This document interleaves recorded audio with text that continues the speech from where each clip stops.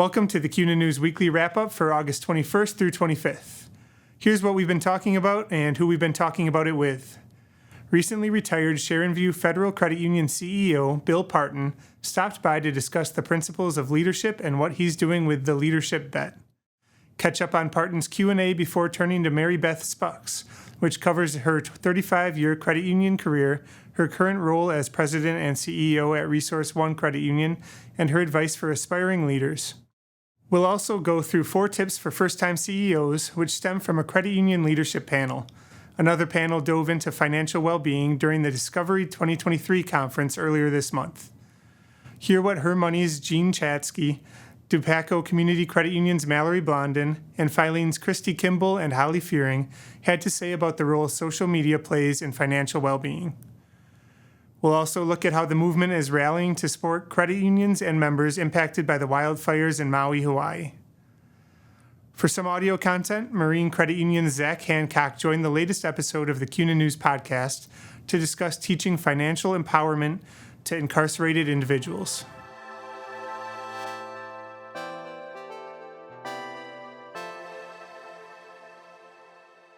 All right, let's get into it. Bill Partin spent 42 years in financial services, including the past decade as the CEO at $1.9 billion asset Sharonview Federal Credit Union in Fort Mill, South Carolina.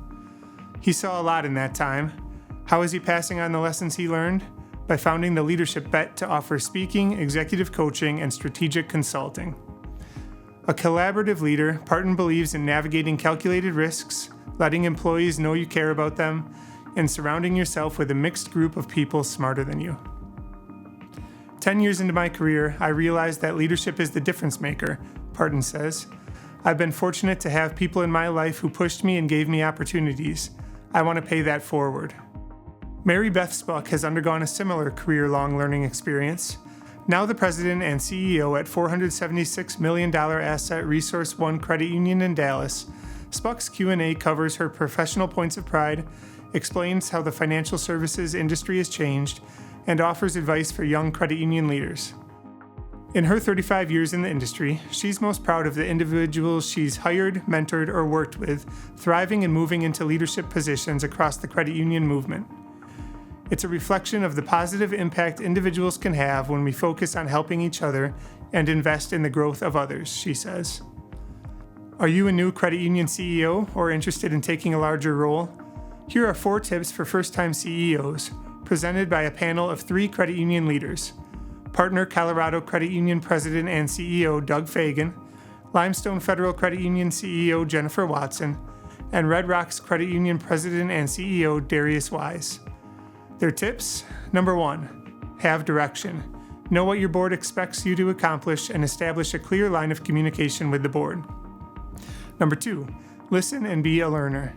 They suggest new CEOs wait 90 to 120 days before implementing changes, first taking the time to learn and build relationships. Number 3, have clarity of roles. Know who's doing what, which roles are critical, and hire the right people to fill these roles. And number 4, stay true to yourself. The board hired you, so stay true to who you are, remain teachable, and continue to grow. Everyone's heard about the importance of meeting consumers where they are. More often than not, where they are is on social media. Therefore, credit unions can utilize social media to improve members' financial well-being. With Bankrate reporting that 52% of consumers say money issues are affecting their mental health, a panel at True Stage's Discovery 2023 conference suggested credit unions must be prepared to offer just-in-time solutions to members. They tend to ask questions when there is some kind of problem, when they feel there is some kind of stress in their lives, says Her Money CEO and co-founder Gene Chatsky, who partnered with the Filene Research Institute to deepen member engagement by offering credit unions market-ready social media content geared toward engagement and problem solving. In the wake of devastating wildfires, credit unions across the U.S. are rallying to support Maui, Hawaii. See how credit union organizations are assisting the credit unions, members, and communities that were severely impacted by the August 8th tragedy that has claimed more than 100 lives, destroyed the town of Lahaina, and left the island with a daunting search and cleanup effort. Visit news.cuna.org to see how credit unions are responding and how you can join the effort.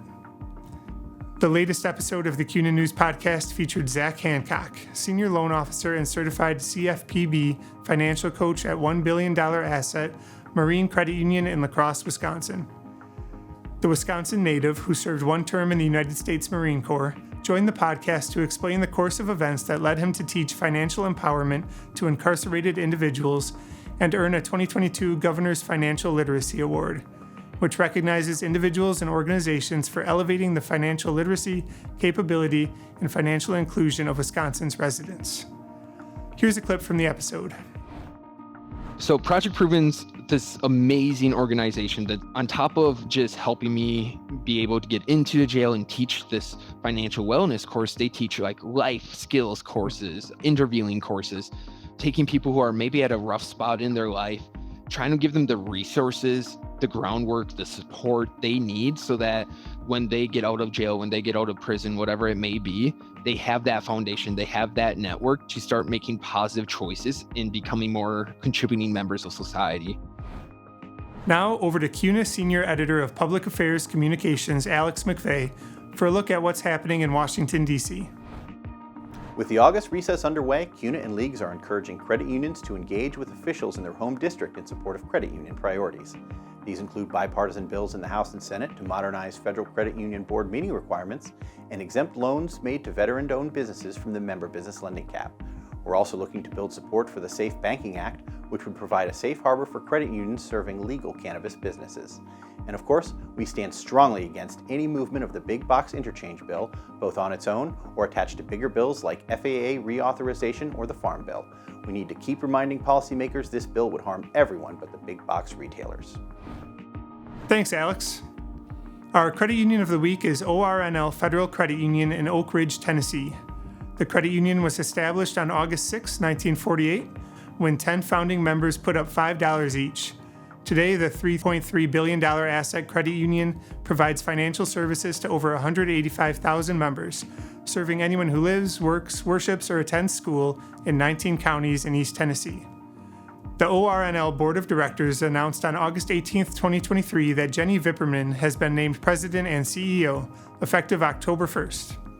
Vipperman replaces Colin Anderson, who is retiring after 10 years at ORNL, including 8 years as president. Vipperman comes from ViStar Credit Union, where she served as Chief Lending Officer. Learn more about ORNL, a member of the Tennessee Credit Union League, at ornlfcu.com.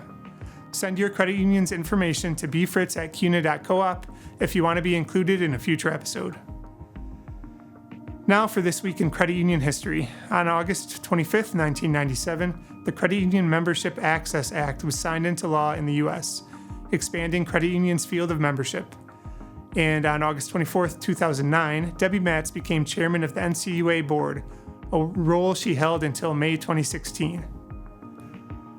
All right, next week we'll cover CEO coaching, the CEO experience, and how to build membership in a down market, as well as discuss interchange on the CUNA News Podcast. Finally, visit news.cuna.org late next week to see content from the latest issue of Credit Union Magazine. All right, that's it for this week's wrap-up. Thanks for watching and have a great weekend. To stay up to date on these stories and more, subscribe to Credit Union Magazine, visit news.cuna.org, and listen to the CUNA News Podcast at news.cuna.org/podcasts. Subscribe to our YouTube channel and check out the description for links to everything discussed in this video.